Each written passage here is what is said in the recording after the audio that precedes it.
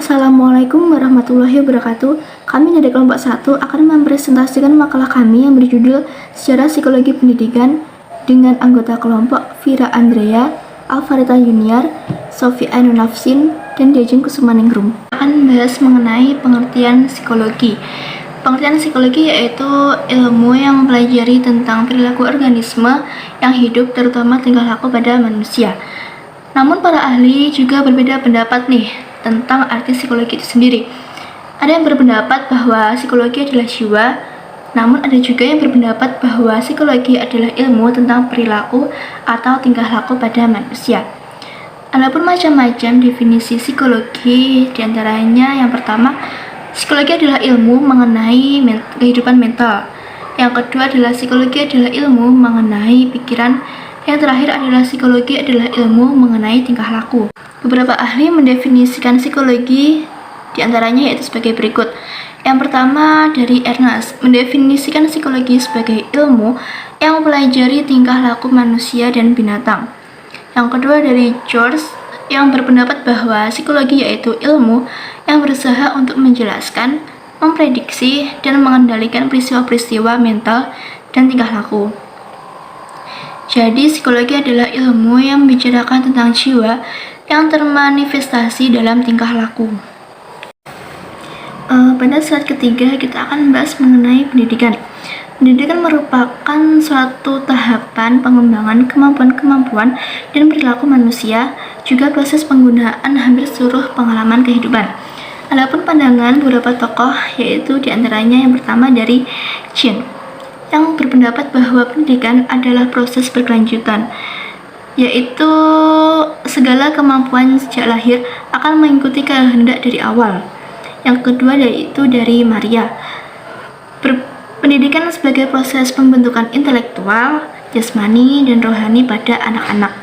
Yang ketiga yaitu dari John, pendidikan ialah suatu usaha untuk menambah pengetahuan sejak dini agar hidupnya berguna.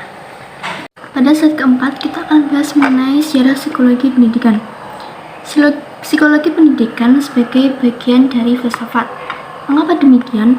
Karena para ahli psikologi pada masa itu adalah ahli filsafat seperti Plato, Aristoteles, dan lain sebagainya. Sampai pada abad pertengahan pun, psikologi masih bagian dari filsafat. Kemudian selanjutnya yaitu tokoh-tokoh pada abad pertengahan. Yang pertama yaitu Descartes. Ia memandang bahwa manusia mempunyai dua unsur yang tidak dapat dipisahkan. Sedangkan yang kedua yaitu dari Dirga Gunarsa, yang memiliki pandangan tentang jiwa dan raga digolongkan menjadi dua bagian. Yang pertama yaitu jiwa dan raga tidak bisa dibedakan, dan yang kedua jiwa dan raga dapat berdiri sendiri. B. Psikologi pendidikan sebagai ilmu dan ilmu yang mandiri. Kata ilmu merupakan terjemahan dari kata sains. Kata sains berasal dari kata sair yang artinya mempelajari atau mengetahui. Pada mulanya, cakupan ilmu atau sains secara epistemologis merujuk pada pengetahuan sistematik. Pemakaian yang luas dari kata ilmu diteruskan dalam bahasa Jerman dengan istilah Wissenschaft, yang dalam bahasa Inggris dikenal sebagai the humanities atau pengetahuan kemanusiaan. Sementara dalam bahasa Indonesia dikenal sebagai ilmu-ilmu budaya yang pada umumnya mencangkup pengetahuan tentang bahasa sastra, estetika, sejarah, filsafat, dan agama. Definisi umum merumuskan bahwa ilmu pengetahuan adalah kajian mengenai dunia eksternal. Ilmu didefinisikan sebagai ilmu pengetahuan adalah hasil upaya manusia dalam mencari kebenaran tentang sesuatu. Melalui suatu penelitian dengan berbagai alat dan persyaratannya yang disusun secara sistematis sehingga dapat dipelajari, disebarluaskan, dan dimanfaatkan untuk kesejahteraan umat manusia. Untuk dapat dikatakan sebagai ilmu, para ahli umumnya menyebutkan bahwa untuk dikatakan sebagai ilmu dituntut syarat-syarat, yaitu mempunyai objek tertentu, mempunyai metode tertentu, sistematis, dan universal. Cek psikologi. Ilmu adalah kumpulan pengetahuan, namun tidak dapat dibalik bahwa kumpulan pengetahuan itu adalah ilmu. Kumpulan pengetahuan dapat disebut ilmu apabila memiliki syarat-syarat tertentu. Syarat yang dimaksud adalah objek material dan objek formal. Psikologi memiliki objek material yaitu manusia dan objek formal yaitu sudut pandang ilmuwan dari segi tingkah laku manusia. Objek tersebut bersifat empiris. Kemudian metode psikologi. Psikologi sebagai ilmu pengetahuan yang berdiri sendiri telah menggunakan metode-metode ilmiah dalam mengumpulkan data dan informasinya. Yang dimaksud dengan metode ilmiah adalah suatu cara kerja yang mengikuti prosedur ilmiah untuk memperoleh data atau informasi yang diperlukan suatu ilmu pengetahuan.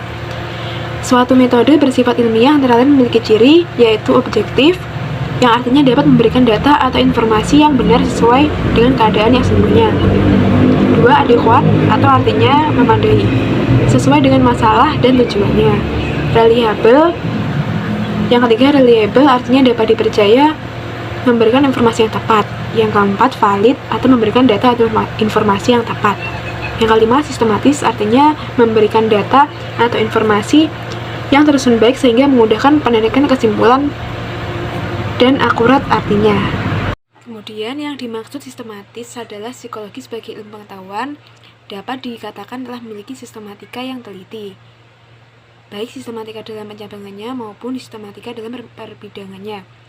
Sebagai gambaran mengenai pembagian dan sistematika dalam psikologi, ikhtisar sederhana mengenai beberapa cabang psikologi yaitu psikologi teoritis dan psikologi praktis. Universalitas psikologi mencirikan sekaligus memenuhi syarat keempat bahwa psikologi layak sebagai ilmu. Masalah universal dari konsep-konsep psikologi menurut pengamatan Kunchoro-Ningrat mendapat perhatian dari ahli antropologi. Mereka mulai meragukan nilai universalitas dari beberapa konsep dan teori psikologi. Namun dengan demikian, dengan ikut campurnya para ahli antropologi dalam hal penggunaan konsep dan teori psikologi, dengan kritik para ahli tersebut, para ahli psikologi dapat berusaha untuk lebih mempertajam konsep dan teorinya yang mereka gunakan. Psikologi mulai mandiri dan berdiri sebagai disiplin ilmu tersendiri pada tahun 1879, dipelopori oleh Wilhelm Wundt yang merupakan seorang yang berkebangsaan Jerman yang juga seorang dokter, filsuf, dan seorang ahli fisika. Wundt mendirikan sebuah laboratorium psikologi pertama di Leipzig, Jerman. Wundt banyak melakukan eksperimen mengenai gejala pengamatan dan tanggapan manusia seperti persepsi, reproduksi, ingatan, asosiasi, dan fantasi.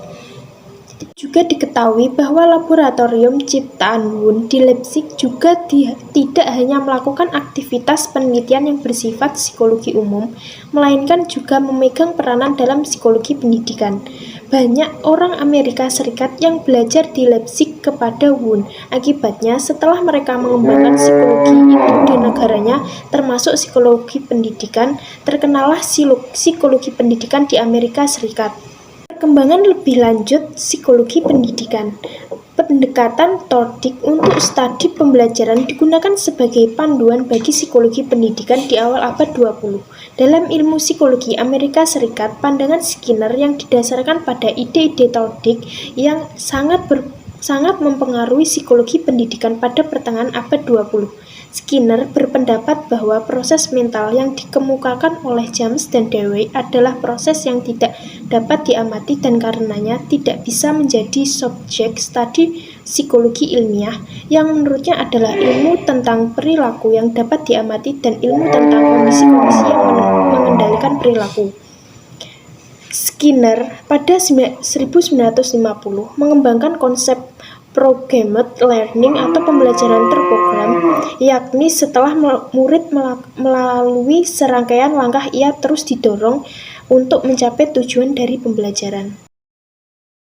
Evolusi kognitif dalam psikologi pun mulai berlangsung pada tahun 1980. Menjelang akhir abad 20, banyak ahli psikologi pendidikan kembali menekankan pada aspek kognitif dari proses belajar, pendekatan kognitif dan pendekatan behavioral hingga saat ini masih menjadi bagian dari psikologi pendidikan.